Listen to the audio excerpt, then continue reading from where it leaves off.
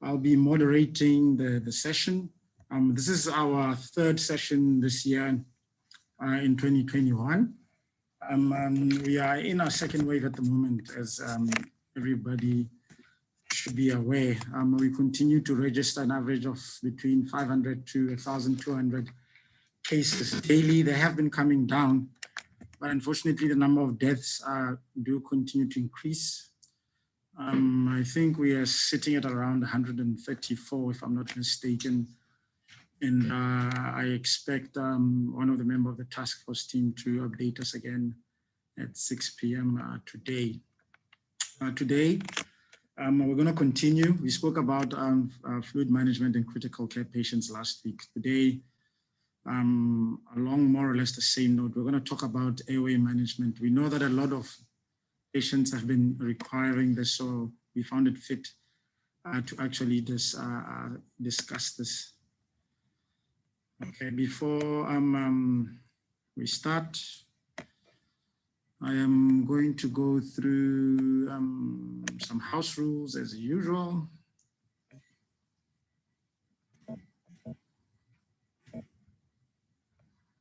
Just give me a moment.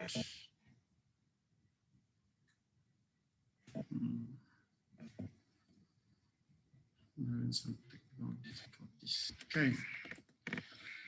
So our house rules as usual.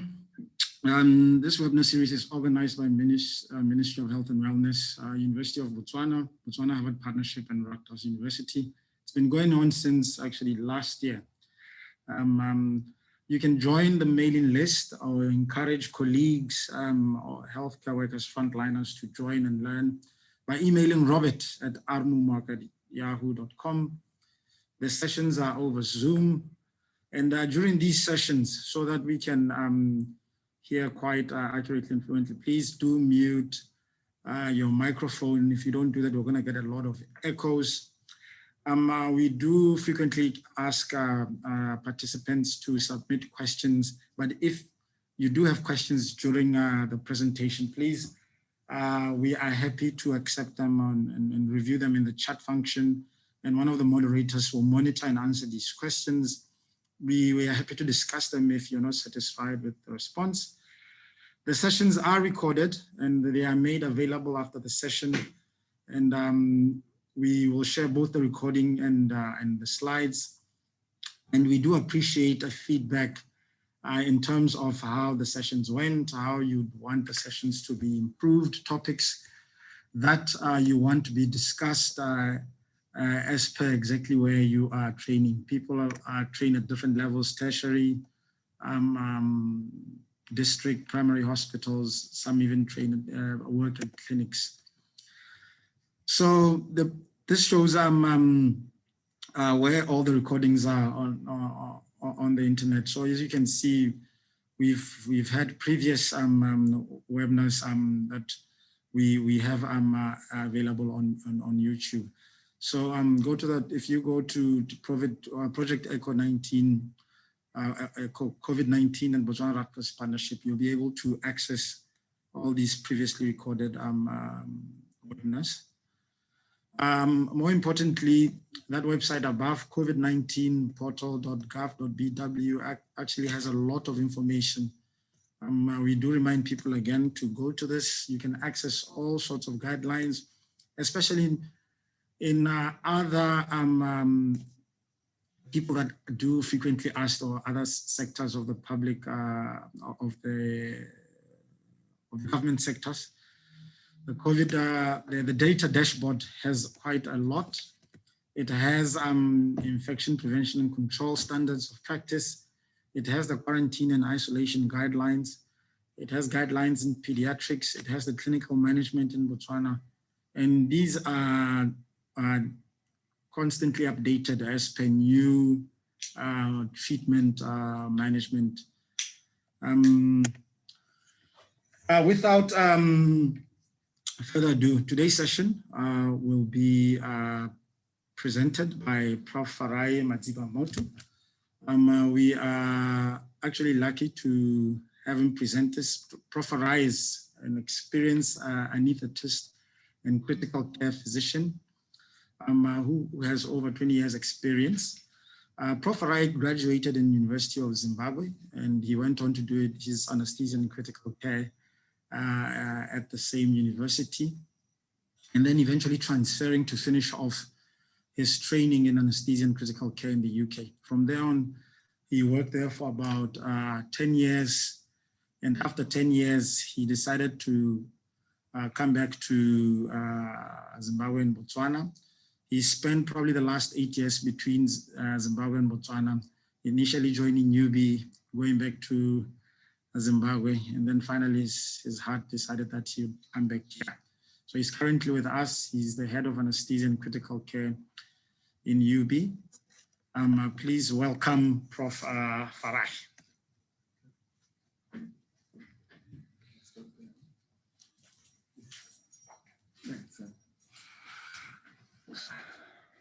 Okay, thank you very much. Thank you for the introduction. And I'd like to thank everybody who is present, listening, and I hope we'll have a discussion, interesting discussion at the end. So this current presentation has been sort of come about as a result of discussions we've been having as the COVID cases have been going up. And so, so just briefly to say what it is. So I'm going to talk about airway management, and particularly in the context of COVID-19. And I'm going to focus on the ICU rather than, there's a lot of literature and a lot of discussion about COVID in theater and in COVID in other settings. But I will focus on COVID in the sort of critically ill setting. I'm going to cover sort of the intubation, the assessment and intubation, the management of an intubated patient, and about changing an insecure tube and extubating.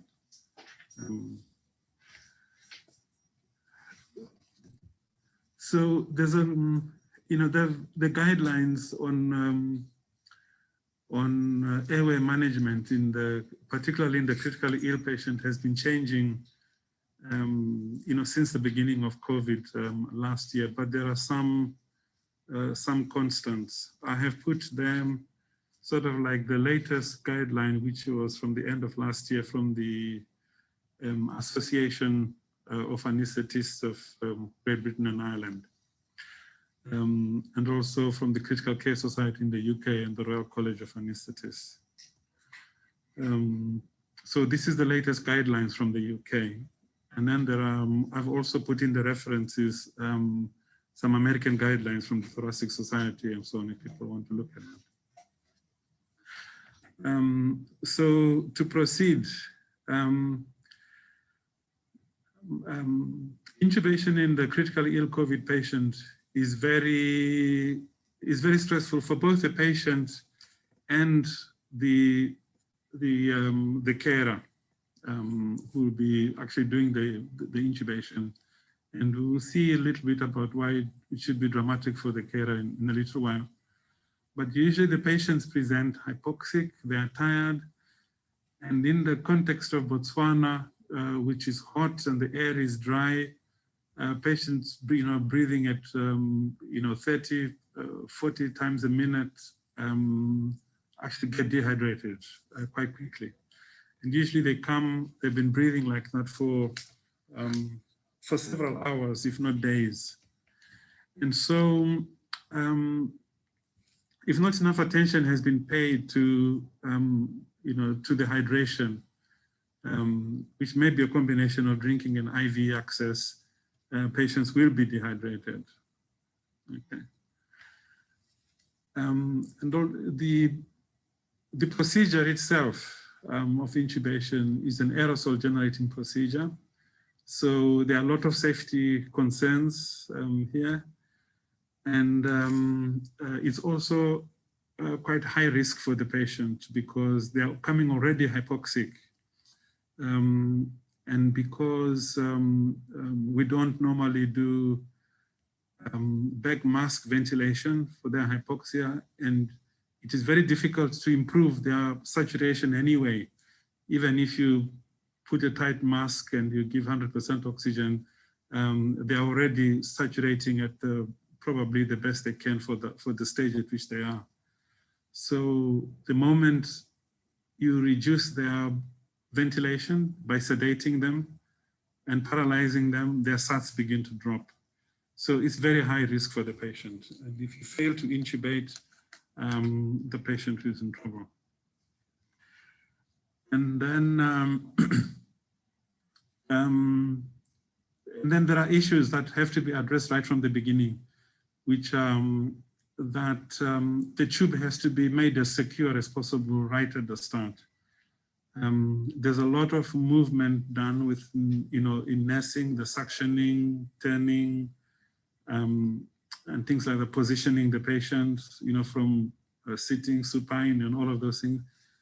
When the X-ray comes to be done, the patient again is moved, and consideration may not be given so much to the tube. And again, COVID patients produce a lot of secretions, and which may be thick, which may be quite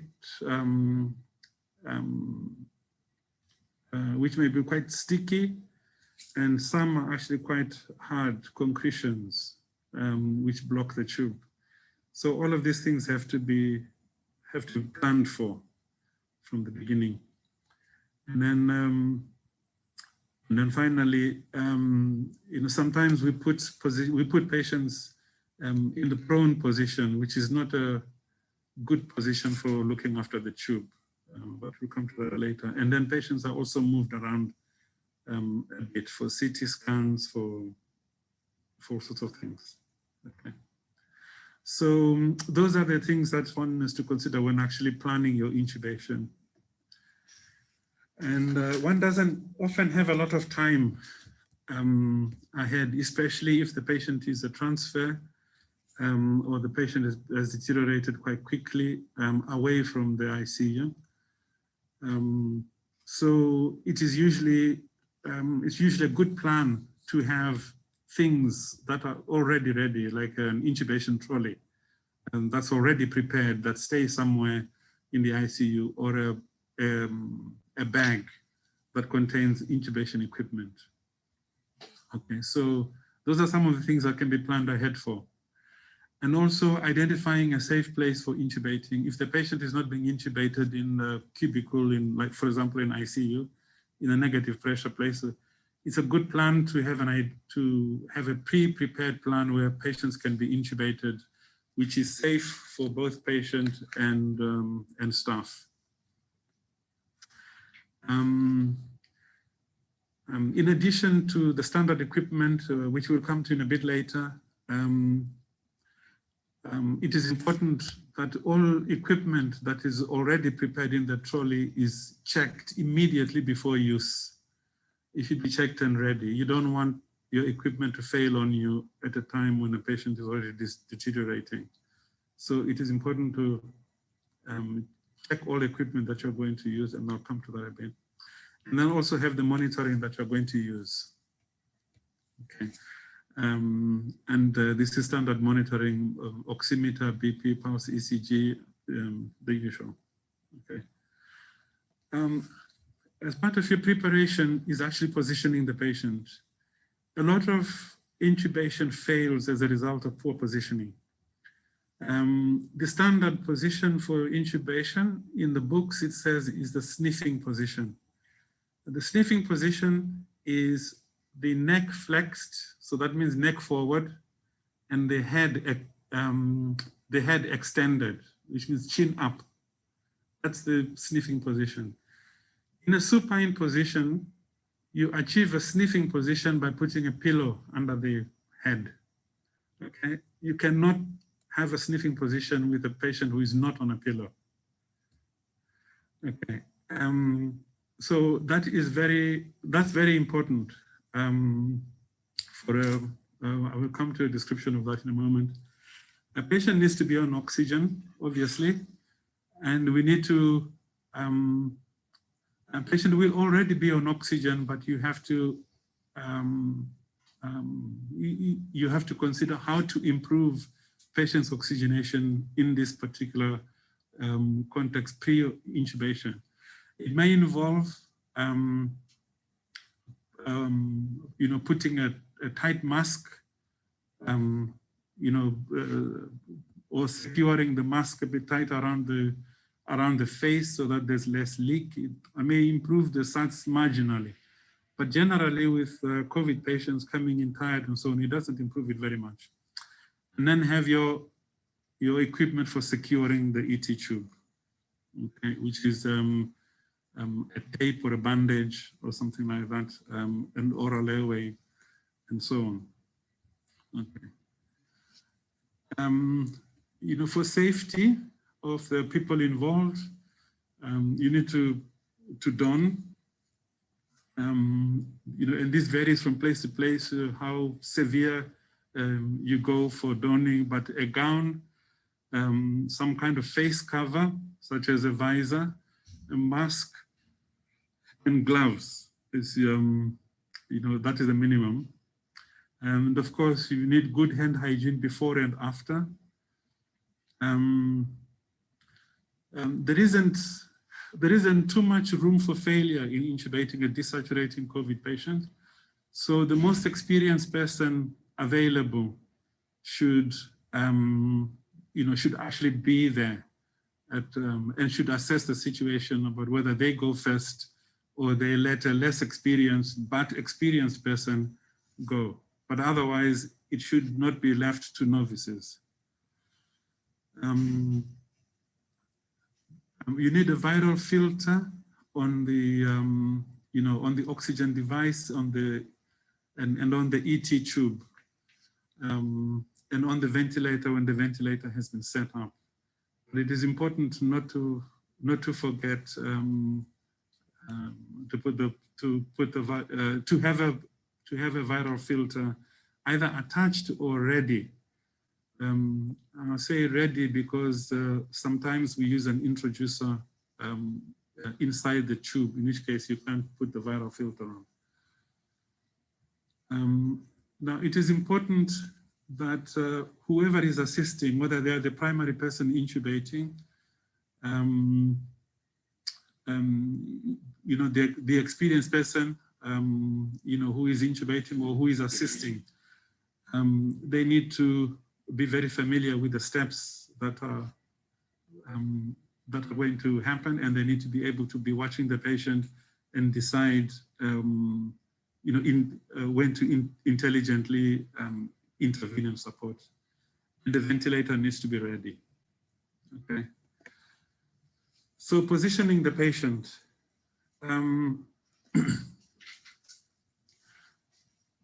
Position of the head and neck is critical.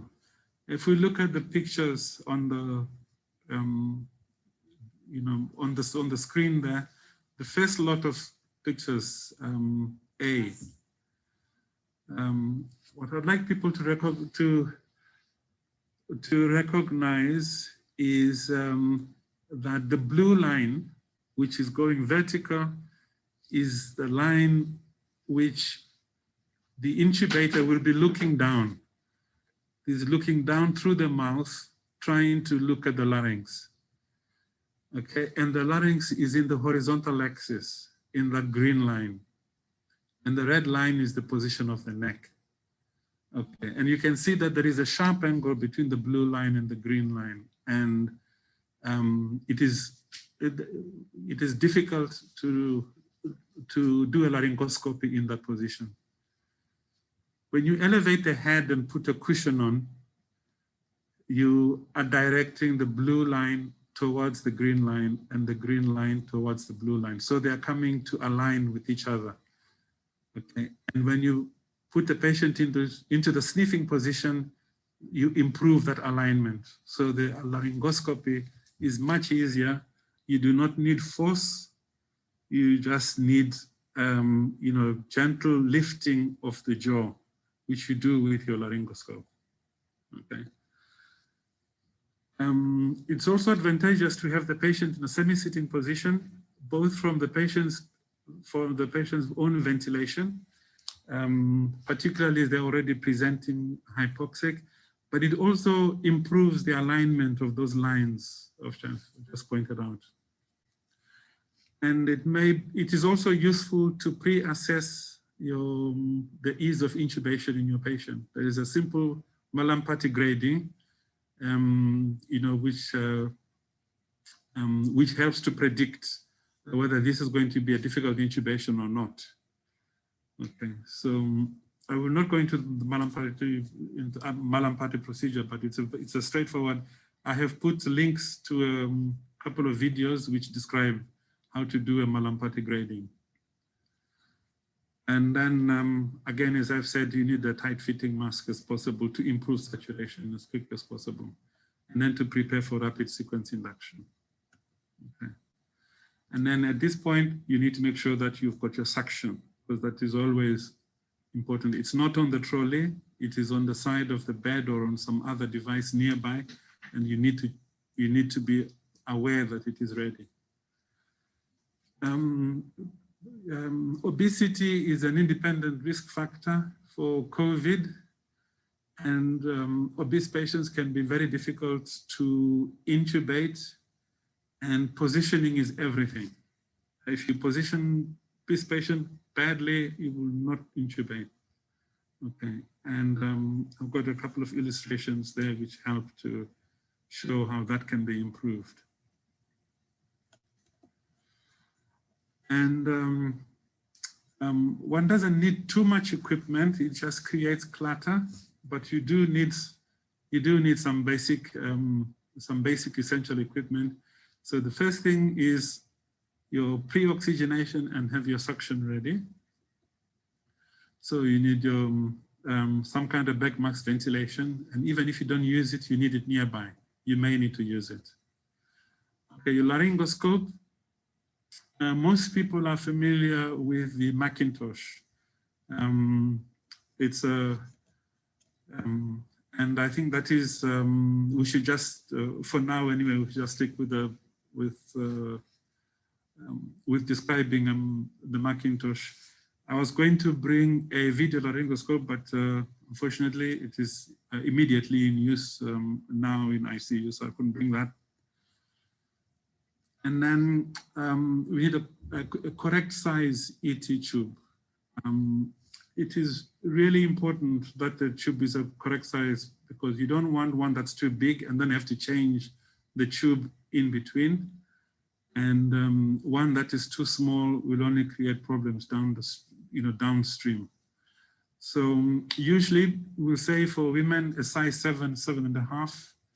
And for men, 7.5, size 8.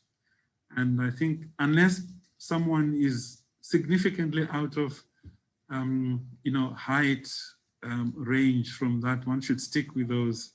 And I will explain a little bit when we come to maintaining the tube. You need an introducer. We've got an image of a bougie on the side there, or a stylet. It just helps to direct your tube or to stiffen the tube,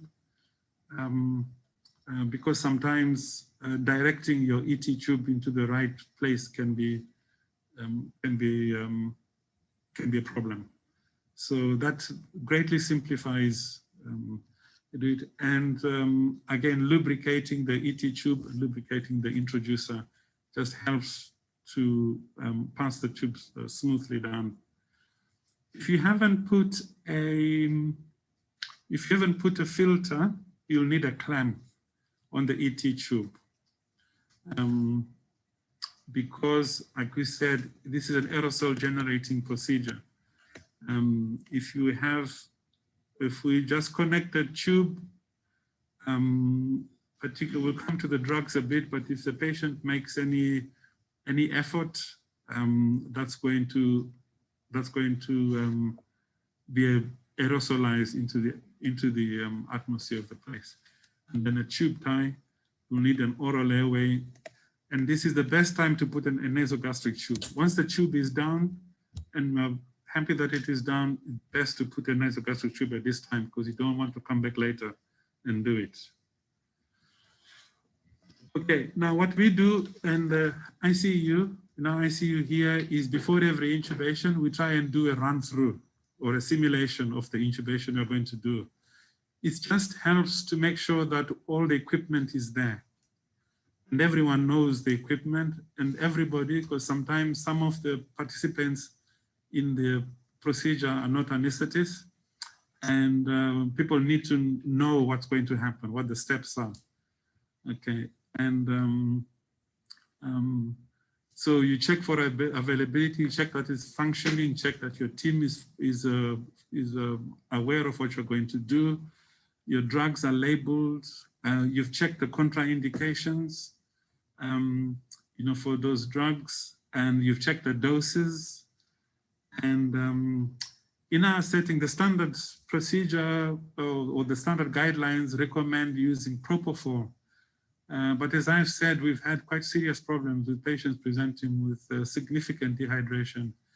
And patients usually come with a good blood pressures, even hypertensive, but the moment you give them propofol and they're dehydrated, all of that disappears. Propofol, I would say we tend to use it less in our ICU than when we started. I won't say don't use it, but certainly be very mindful of the risks of hypotension in a dehydrated patient. There are other alternatives you can think of, such as ketamine and hypenton. We use, as a standard, we just use midazolam, fentanyl, and either succinylcholine or rocuronium, and we don't go for the other ones. It pays for a smoother hemodynamic response. And it would be good to have some vasopressors ready in case the blood pressure does disappear. The recent report in UK, 20% of patients required inotropes at induction, despite having a good blood pressure when they started. Okay, and always check intravenous access, and preferably there should be 2 lines or 2 access points. Anyway, again, I think be meticulous about checking for dehydration in our situation. Okay, so those are some of the resources I've put there from YouTube on the various information about laryngoscope technique, about how to intubate, and so on, rapid sequence, and that would be useful. So I won't go into all of that in detail, except to emphasize again to try and pre-oxygenate. And rapid sequence induction means that you give the drugs, you don't wait to see whether the patient you know, goes to sleep from the propofol or midazolam. You give the midazolam, the propofol, the sacs, and you intubate. You wait 60 seconds. I've said that, you wait 60 seconds and you intubate.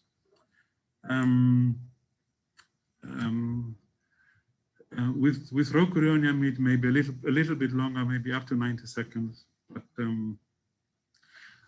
when patients come, you know, with some degree of renal failure, which we have seen, one has to consider whether to use sacs or not, because it can cause significant hyperkalemia in that context, which causes severe bradycardia when you give it. So you may want to stick with rocuronium if the patient has got high creatinines and acidotic and hyperkalemia. Okay.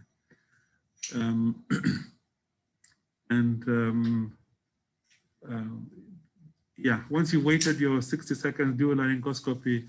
And I always teach that when you do the laryngoscopy, your first attempt your first aim in laryngoscopy should be to have a look. Okay, do the laryngoscopy, see what you can see, look at the anatomy. Can you see the larynx? What part of larynx can you see? What Mallampati grade is it?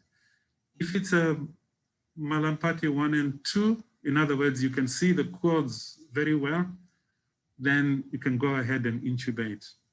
If you cannot see very well, do not try and force a tube because you'll only cause harm. Okay, best is to come back, look at the SATs. This is the point at which we decide whether we're going to do another oxygenation or not. But having looked at the anatomy, if this is the point where the most experienced person can step in and intervene and take over the intubation. Okay, but we should not, in these situations, we should not attempt several intubations. You know, we should attempt to succeed at the first time. Okay, so do a laryngoscopy. Look at the anatomy. Can you see? If you can see very well, go ahead and intubate. If you cannot see, come back and make a plan. You know, maybe put this is the time to put a bush in or put a laryngeal mask or something. But do not attempt to make things worse. Okay. And then having placed the ET tube, you have to hold the tube. Once the tube is in place, hold it, grab it and hold it. Check the depth and inflate the cuff. Okay, and then make sure that it is safe there. Connect to ventilation, whether it's back mask or it's to the ventilator, and make sure there is a viral filter in there. Then, you know, then put in the oral airway and secure the tube. Okay. And then having connected to whatever vent you're going to use, then either listen to the chest for breath sounds bilaterally, or look at the capnograph tracing to see that the tube is in place. And then with the assistant holding the ET tube to make sure it doesn't get displaced, we can now place the nasogastric tube. Okay. And then again, at the end of the whole procedure, check the depth of the tube, adjust the cuff pressure. It should be, you know, around 20 centimeters of water to 25 centimeters of water on the manometer. Okay. One thing that we shouldn't do is to have a 10 ml syringe, and when you put the cuff, when you put the tube in, inflate the cuff to 10 mils. That is damaging to the trachea. Okay, particularly if it's a large size tube like a size 8. Okay, and so this next slide describes what I have just what I've just described, which is Plan A, which is where you have a successful intubation, and then it also describes a Plan B. If you fail to intubate first time, or you think you're not going to intubate first time, and then when that fails, what you have to do, which is to do a front of neck procedure, which is also greatly aerosol generating. Okay, so, but all of these things, if you do a good airway assessment at the beginning, one can anticipate some of these developments ahead of time and prepare. Okay. So once the tube is in place, the biggest challenge, or the big challenge that follows then, is actually looking after the ET tube. Displacements and accidental intubations have occurred with this, and in the context of COVID, because they happen when people, and remember we had to gown at the beginning, and they're aerosol generating, and so in order to rescue a patient where the tube has dislodged, people have to gown first and then get the equipment ready and go into. So the risk to the patient is enormous. So looking after the tube is everything. So there should be daily regular checks of the HME filter to make sure it's not blocked. Check cuff pressures to make sure they're not down and or they're not too great, because that leads to leak and to injury to the trachea. Check the depth. The depth of the tube is often displaced by suctioning, by turning patients, by the NG tube, all the maneuvers on the NG tube, on the oral toilet, and when sedation on the patient, patient sedation is withheld or decreased to assess patient neurologically, and then a patient starts moving or coughing and fighting the ventilator, what we call fighting the ventilator, and the tube can get displaced. Also closed suctioning. When we do closed suctioning, that can also displace the tube when you pull back. Check for cuff leaks, because that helps tell you whether the tube is, where the tube is on the position. And the thick secretions often block the tube, and the tube has to be changed. And then also we've seen quite a lot of, we've seen a few pneumothoraces from high cuff pressures and from high PEEP, which is often necessary in these situations. And then again, physiotherapy done and radiography and so on, where patient movement or equipment movement takes place. And I've got a picture there on the right, which shows a blocked ET tube, which had to be changed. And also shows a chest X-ray with extensive pneumothorax from ET tube. Okay.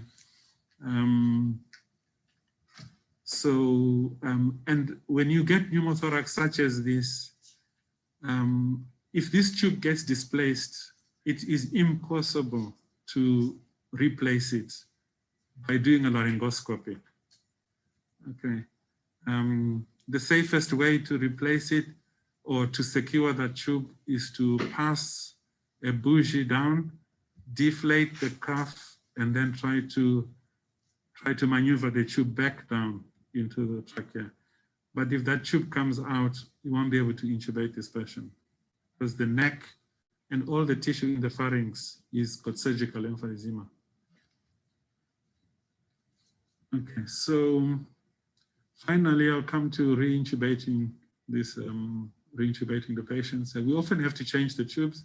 And again, as I said, for unintentional extubation. And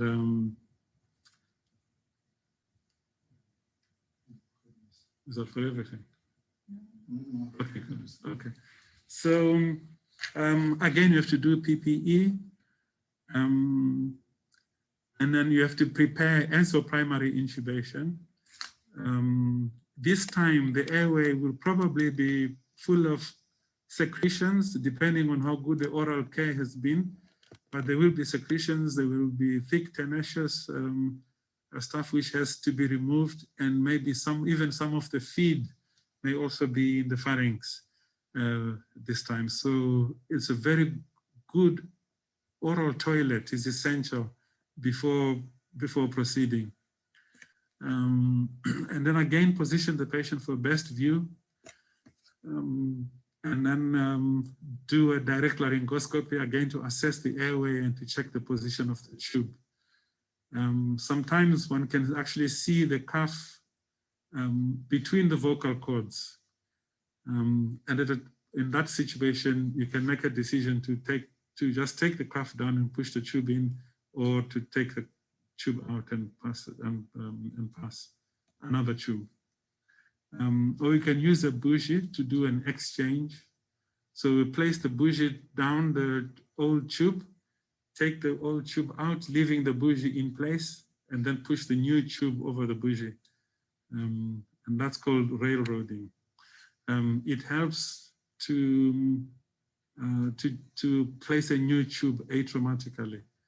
However, if there's a lot of thick secretions, that may also, some of that may stay behind and get pushed down further into the the trachea. Okay.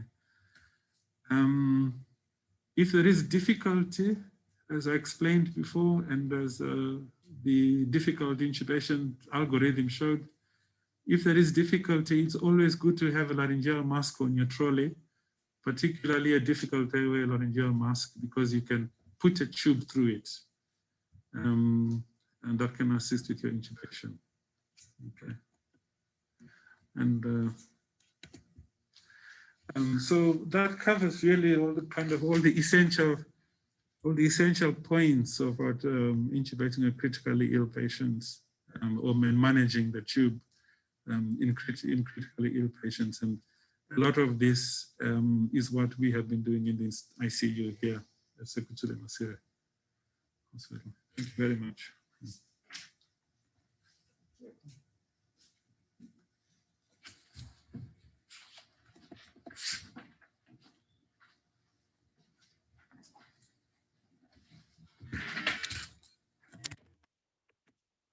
Thank you very much, Prof, for that wonderful presentation. At this point of the presentation, we are happy to take some questions, but before I do that, please, again, I remind our participants not to forget to give us feedback about the presentation, and also to join or encourage people to join the mailing list by emailing armumako@yahoo.com. I'm going to start by the questions that were sent before we started the presentation. The first question is, what respiratory condition is fatal in COVID-19? And the response to that is, we know that COVID-19 causes acute respiratory distress syndrome. It's actually a little bit different from influenza. Influenza usually takes about 2 to 3 days.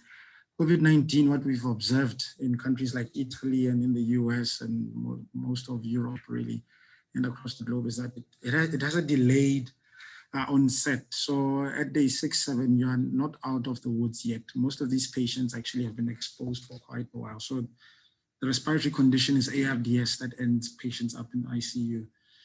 The next question is, can a patient still desaturate despite intubation? What could be the causes when it's confirmed that the tube is in place? Yes, we have seen lots of patients desaturate while they are intubated. I think just answering this one, I'm going to start with the second question, which is what could be the causes once the tube is confirmed is in place. We have seen three or four cases, I think, of blocked tubes. Unfortunately, in instances where we've tried to change the tubes, it's been too late. We've lost patients because COVID actually tends to cause thick, tenacious mucus. I think in that case, if you don't catch it early, if you don't change the tube, sometimes you have to actually do a therapeutic bronchoscopy, and we don't have that service, unfortunately, in Sekitumile.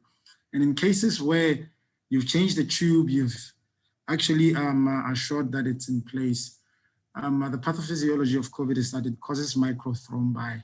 So even if you're ventilating your patients, but there's overwhelming formation of microthrombi in the small vessels and alveoli, you get a ventilation perfusion mismatch, hypoxic vasoconstriction, and that really is what causes the mortality in these patients. The next question is it advisable to mechanically ventilate COVID-19 patients? Well, initially, if you go back to the talk 2 sessions ago, in fact, a week ago, we were talking about non-invasive pressure ventilation. What we try to do is to delay mechanical ventilation with non-invasive methods. These include CPAP as well as high-flow nasal cannula. We are using both here at Sekitumile, but we've moved away from high-flow to CPAP because we've had a run of poor results initially with high-flow, but we are using both, but more of CPAP. We did receive some CPAP machines last week. I'm not sure how many we have so far. We'll be getting a few more. So we do try to delay that, but in patients where you reach maximum pressures and oxygenation on non-invasive, we tend to risk stratify these patients, and we tend to then eventually intubate if the patients are tiring and their cardiopulmonary status is not looking favorable. And then the next question is, what is the cause and management of recurrent and profuse sweating in COVID patients?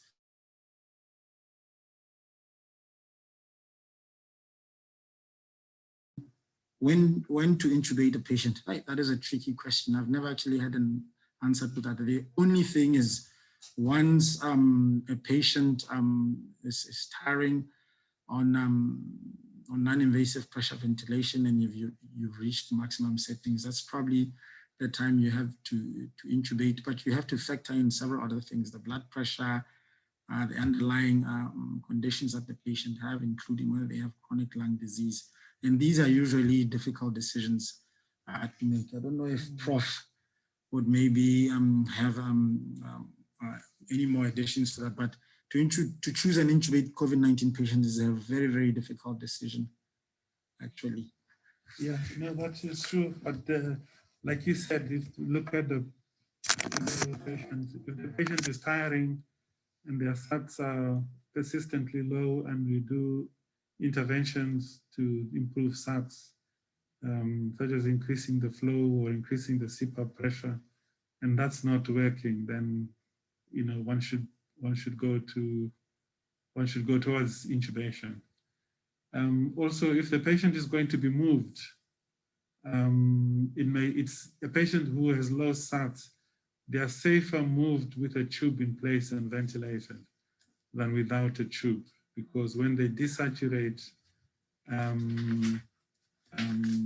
you won't be able to, when they desaturate without a tube, it is very difficult to intubate them in that situation, such as the back of an ambulance or on a plane or something like that. Yeah. Okay, thanks again, Prof. I don't know if anybody's raised up their hand, if anybody wants to make a comment or ask questions to Prof. Farai. I think there's a question in the chat box. Let me just try to identify that. I can't seem to access it here. Okay. Okay. There is a comment in safety in airlifting patients. We do encounter that. In fact, a lot during the first and second week, we were getting a lot of referrals from Maung and Francistown, but more than 70% were coming from Maung. And when these patients were referred, saturations were, on the floor around 50, 60, 70%, on maximum amount of oxygen, 15 liters, and non-rebreather mask. The problem is when you airlift them, the atmospheric pressure decreases, and this is going to affect oxygen saturations. It's going to make your hemodynamics as well as your respiration actually worse. We have lost quite a number of patients even before they were airlifted. Some unfortunately midair. So you need somebody who's experienced, who can actually maneuver and change settings on the mini vent if the patient is ventilated. Okay, before you decide to airlift. So we usually ask these patients and to communicate with the critical care or anesthetist on the ground outside before we make decisions. But unfortunately, we've lost quite a lot of patients before most actually die before they are airlifted, despite trying to maximize their cardiopulmonary status. The next question is it advisable to resuscitate these patients? Yes and no for me, but I'll say what my views are and I'd like you to add.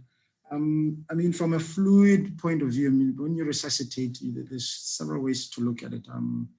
Nowadays, the most important thing in resuscitation is it's not actually airway, it's getting circulation. Circulation is not so bad. It's just getting a line up and getting fluid running.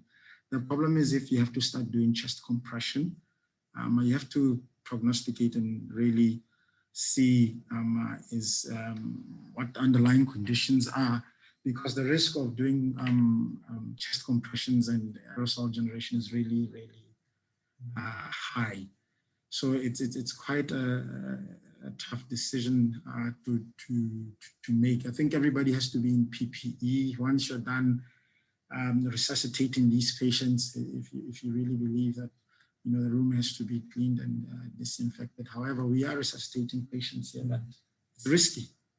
I think one has to know, and the team has to appreciate that it's quite risky when it gets to chest compressions. It's very, very, very risky. I don't know if maybe you should add one or two. And the other thing also is that usually patients, arrest after a long period of hypoxia. In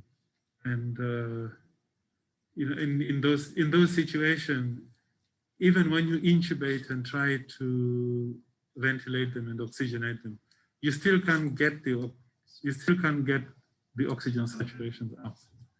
So, it is a clinical decision whether a particular patient, should be actually resuscitated or not.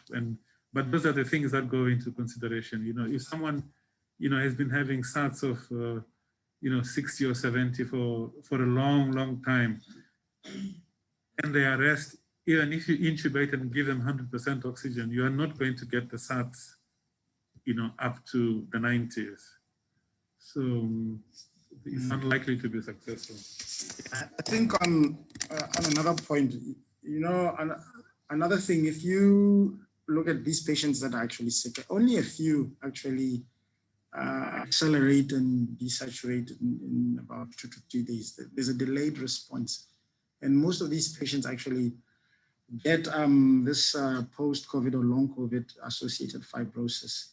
And this actually makes managing them from a ventilator and an oxygenation point of view very, very difficult, which is why their sets are usually on the floor.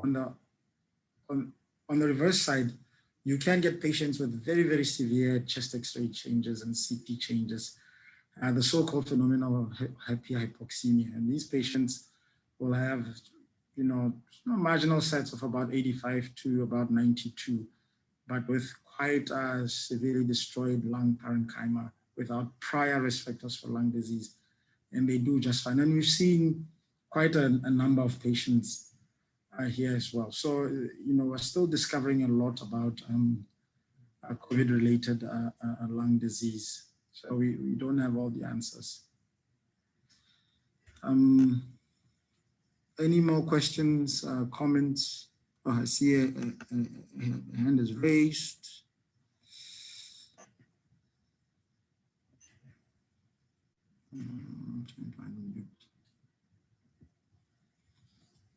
Trying to unmute. I see Maui Benjamin's hand is raised.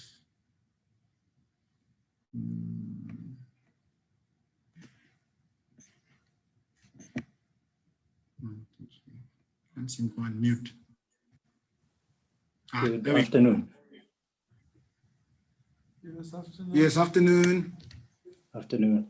Thank you, Prof. Thank you, Dr. Palai, for the presentation. My question is very quick. What is the role of LMA in a failed or difficult intubation? And once the LMA is in situ, how do you recommend we proceed to getting a definitive airway? Thanks.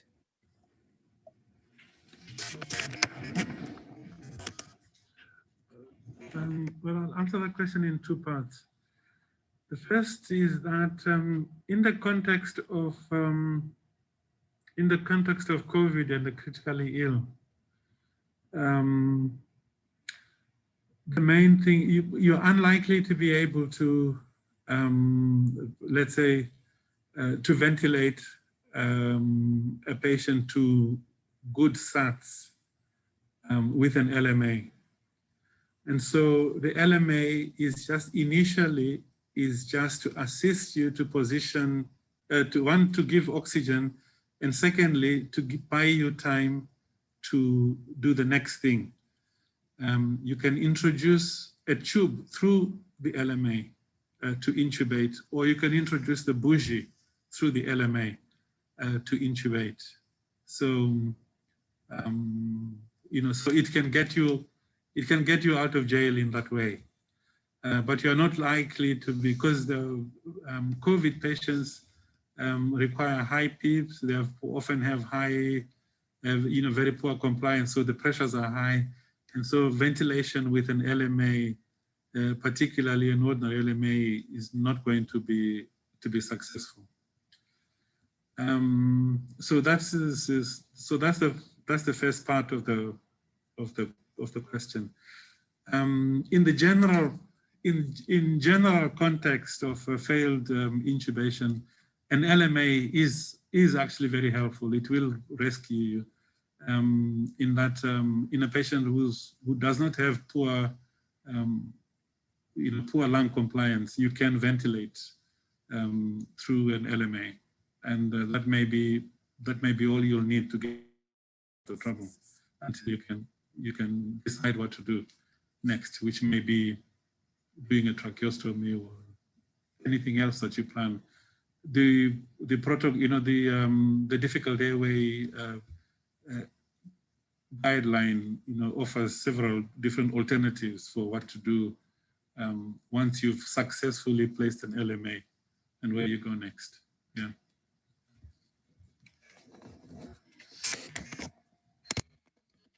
I hope that has answered your question, Dr. Benjamin. The next question, I see Dr. Sebakeng's hand is up. Good afternoon. I just wanted to make a quick comment regarding resuscitation, which I think was referring to CPR. I think Prof has mentioned some of it, that it depends on where your patient was. The other second consideration, you've actually talked a little bit about it, the issue of your own safety.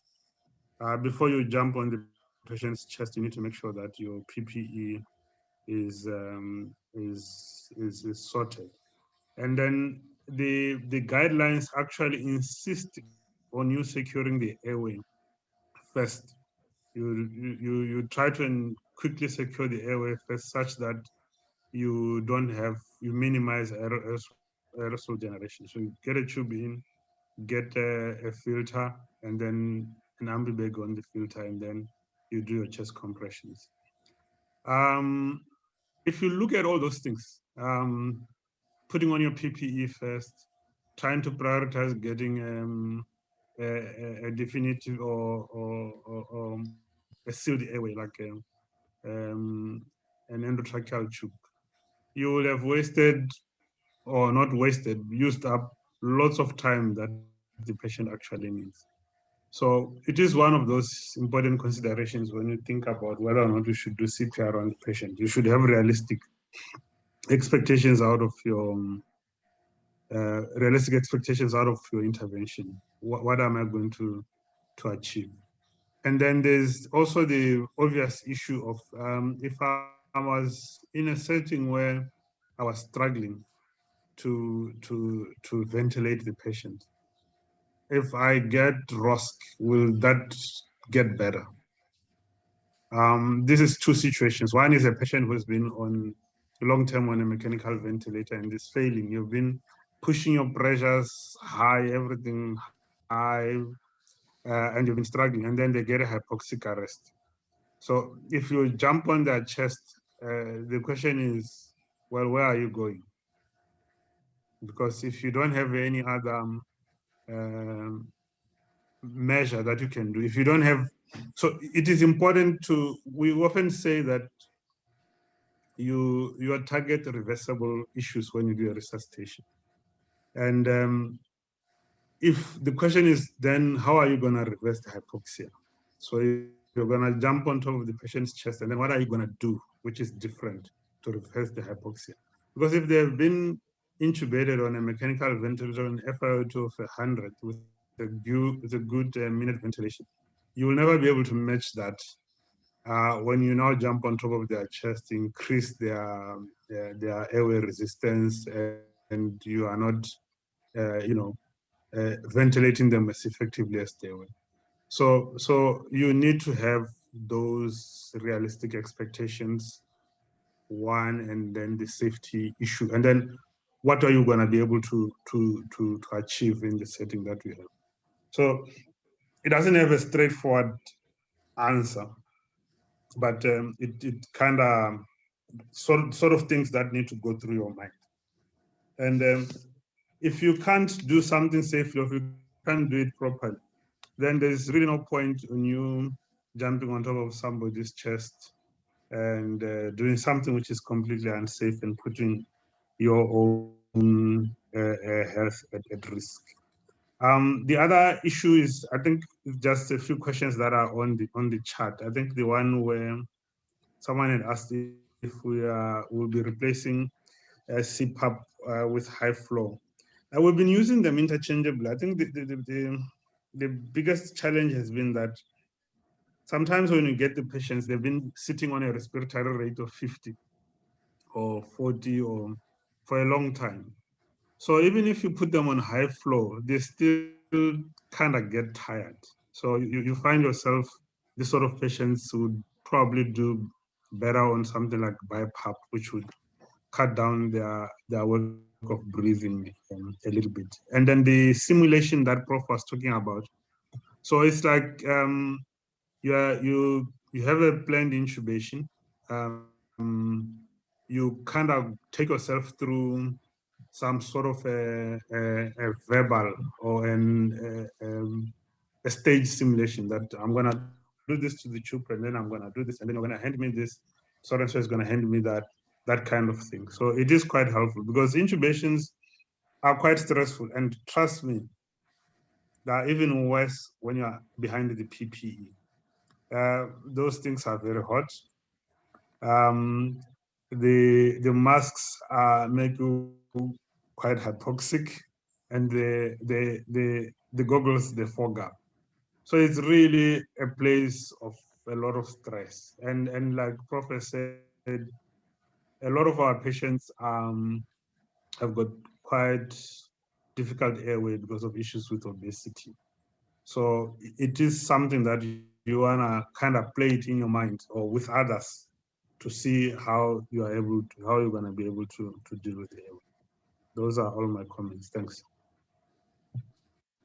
All right, thanks, Dr. Sadaking, for those comments. I think Dr. Alexei wants to comment.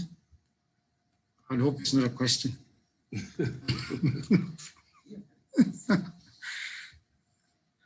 I hope that answers Sunanda Ray's question about simulation before intubation. Those are one of the chat box questions. I think Professor King pretty much covered that. Okay. Okay. Hi, can I just, could I just come in there on this issue about simulation? Because we don't know how the curve is going to go with the number of cases that need critical care, but part of this came about because of the increase in the number of cases in the north. So if the idea is that people should be able to do this, to intubate COVID patients in the north, like in Maun or in Francistown, even if it's to transfer them, then realistically, what is needed to set that up? And one of the things could be for them to learn how to do the simulations, you know, that they all have mannequins, that people practice, that they do drills. These are skills that are useful even without COVID, but they're particularly a problem because the risk of infection of staff is highest when people are not experienced. You know, that's what a lot of people are very frightened of, is getting exposed because they don't really know what to do. So having training where people are using mannequins until they feel much more confident to do it in the real world, I think is an important thing to think about. What infrastructure is needed to set this up in the hospitals in the north? Thanks. Yeah, no, I agree with you. I think the equipment that is needed, I think Prof can probably advise on that. You went through that, but definitely mannequins are needed.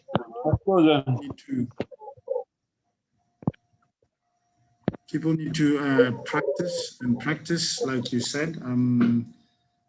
People are always afraid to do something that they don't have experience with, especially in the setting of such a terrifying pandemic. I think this is something that we will discuss here with Dr. Gaolathe to see. I think we've been trying to capacitate the North with getting at least a critical care site.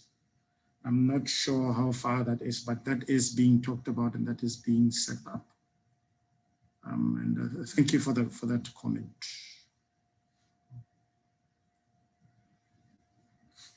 There is another question in the chat box, and it says, seems to be like CPR is likely to be futile in these patients.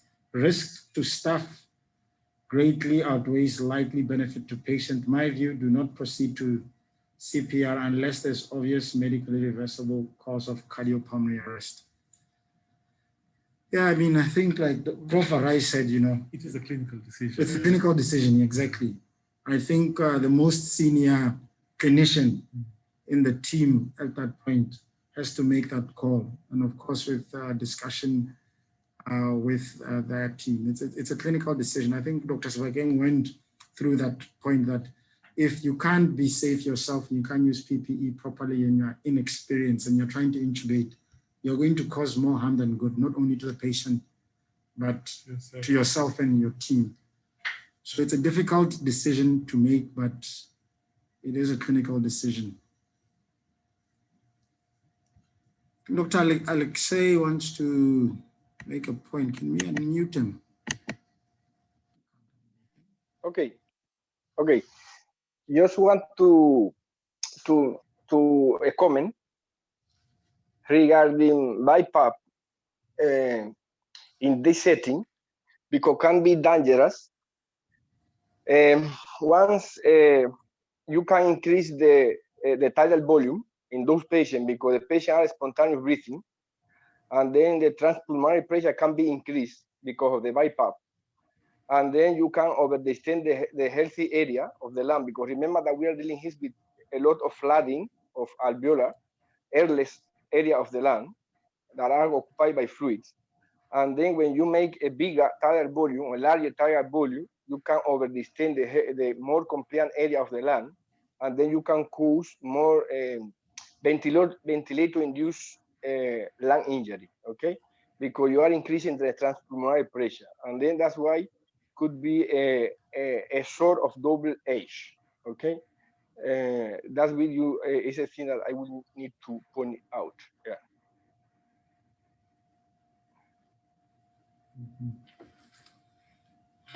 Thank you for Dr. Alexei for that comment. We are behind time. Are there any other questions, discussions? Please, again, before we conclude, a reminder to give feedback on the sessions. A reminder again to also suggest topics that you would like to be presented here. I think in the interest of time, I'll ask Dr. Gaolathe to come and make some closing comments and remarks.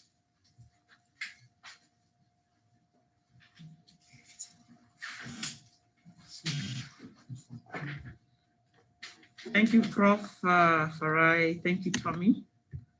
And just in closing, we're yet to receive ideas on topics that you would really love to see covered, especially as they relate to the space where you may be practicing.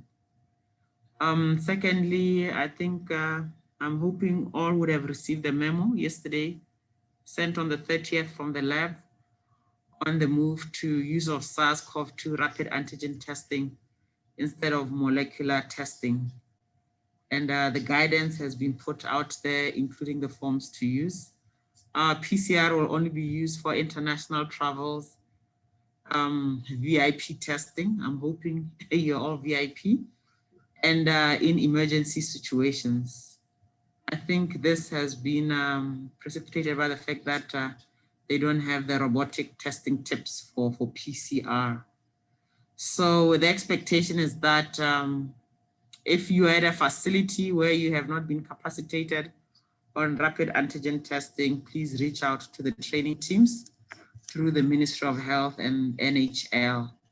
And also it is expected that the testing will be done at facility level. You will not be sending samples to NHL. I think on the same vein, the next COVID webinar, we have directed it to this aspect of the antigen testing, and we will have a presentation on antigen antibody testing by the Botswana-Rutgers AIDS Institute and Ministry of Health team. And the following week, it will be followed by radiology, common radiological findings on X-ray and CT in COVID, with a focus more on the X-rays, because that is what we readily have available out there, but definitely discussions on CT and other modalities. And we will also have the pediatrics session of COVID. I think with that said, thank you for joining us. We are behind schedule, and we will see you all on Thursday. Please do invite your co-workers, especially those who are practicing in the periphery, where really support may not be readily available as the peri-urban centers. Thank you.